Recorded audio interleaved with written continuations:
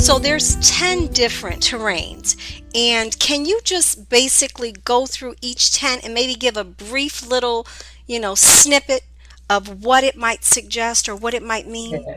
I'll give a little like one sentence about each one, but bear in mind we could write a book about each one, so it's going to be very superficial, very simplistic, and very Okay. generalized. Okay. But I want to say, anyone who's listening, go to the website and follow along, because they each have a different symbol, and it's actually very powerful to look at the different symbols. It will help you understand them. So go to 10terrains.com, and at the top of the website, so that's TENTERRAINS.com, you'll see these 10 symbols, and the symbols actually tell the story that I'm going to go through. So the first one and the last one, you're really not going to meet any people at these terrains. They're just there really for completeness. The first one, the matter-based terrain particle, you could think of like a caveman who's in such constant fear. Every moment is a moment of survival. Like there's pure gut instinct. There's not really any thought or any story. It's just survive, run, there's a tiger, run. So that's the matter-based terrain. You're not going to meet anyone in our day and age. It's extremely rare. The next terrain there are people at, it's called the faith-based terrain radial. And we don't mean religious people here. What we're talking about with this terrain radial is, I guess you could call it the fundamentalist terrain. It's people who've given their power so completely over to something outside themselves that they will obey that thing without any thought, as if their life depends on it. If I do a suicide bomb, I'll go to heaven, and there's no thought, there's no questioning. It's this complete ceding of all power to something outside yourself. And there's a very small percentage of people on the planet really coming from that place now. Not that many, but there used to be a lot more. The terrain after that, which there are a lot of people at still, is called the will-based terrain pyramid. And this is a terrain, and each one is a sort of expansion of the previous one. They're not better, they're just broader, just a broader view. So a pyramid, what happens is that someone starts to realize, well, I'm in charge of my own destiny, not some deity or some god or something. It's me. And actually, people at pyramid have a kind of dog-eat-dog mentality. They really believe that the only way to stay safe is to amass as much money and wealth and power to dominate others. And so a lot of what we've seen through history of conquest, empire, lawlessness, kind of Wild West mentality, you can see it even now. There's a lot of people, they're angry, they want control back, they're in victim mentality, they don't want to wear a mask, the government's told them to do it. They're not really thinking of the good of the society. It's all about how can I survive? And then the terrain after that, which a lot of people are at, is the order-based terrain square.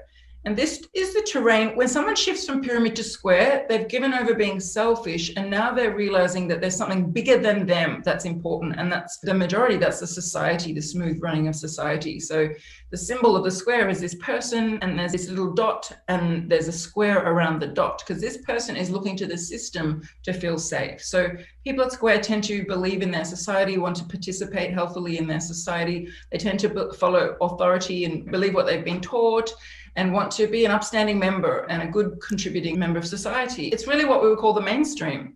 It doesn't mean they're not thinking people. There's brilliant people throughout history. I mean, Abraham Lincoln's at this terrain. There's amazing people at this terrain. It's just very much part of the mainstream culture, wanting to show up and be part of the fabric of society.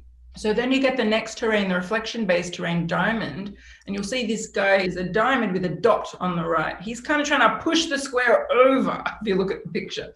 He's no longer really caring what his parents did or what society's telling him. The diamond is all about, I'm a unique individual, I've got a unique identity, I'm going to find my own gender and my own path.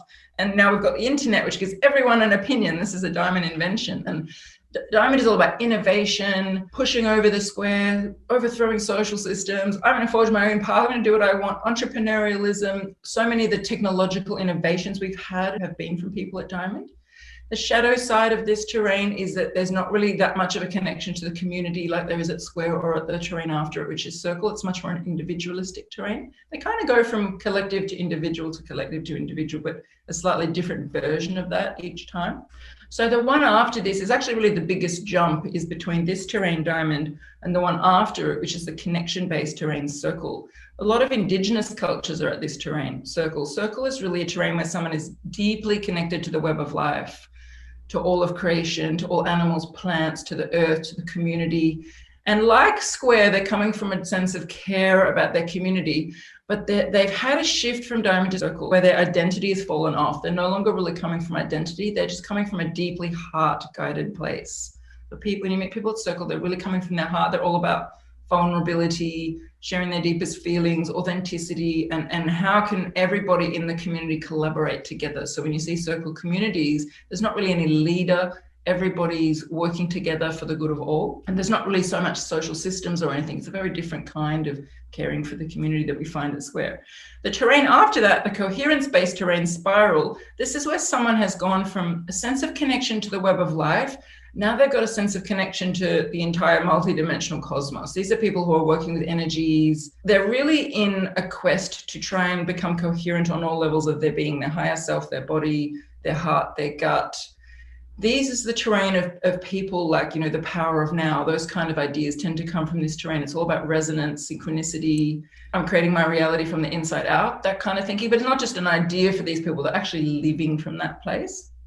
And then the terrain after this, the fractal-based terrain toroid, this is the terrain that a lot of spiritual teachings come from, a lot of the scientific masters. It's a terrain where the person has a really deep knowing of the quantum field and the connectedness of all of us. They're able to bring through truths, really great, deep, profound truths. And they're just in a deep place of trust in their life. They trust that life has their back. They've let go of a lot of fear and judgment. And the terrain after that, the unity-based terrain infinity, and bear in mind, I'm going through these super quickly, but infinity is the terrain where you think of someone who's enlightened, quote unquote, an enlightened master. This is but there are ordinary people around who are at this terrain. It's not just spiritual people, but it's a terrain where someone has really let go of ego completely, and they're just coming 100% from service in every moment, guided from the divine in every moment, but without any personal agenda. It's almost the opposite of radial. This person is so deeply in their own infinite power that they are God, and they're creating their reality in every moment, but they're coming from such a humble place. They're not spiritual teachers usually. No one's ever heard of them. They're very quiet, humble people. They're just moving through the world as a witness. And then the terrain after that, which again, you're never going to meet anyone at this terrain. It's just a bookend for completion, the void-based terrain, nothing. This is someone who has cleared so much of their charge and so much of their beliefs that they're not even bound anymore by basic laws of physics. And this is where you talk about beings of light and ascended masters. And, if you believe in that kind of thing, those beings are at this terrain, the void-based terrain, where they're just not even needing to be in corporeal form. So that's for completion. Right. But the vast majority of people you're going to meet will be at pyramid, square, diamond, maybe at a circle, sometimes at radial. You're not going to meet that many of the others, but they are around.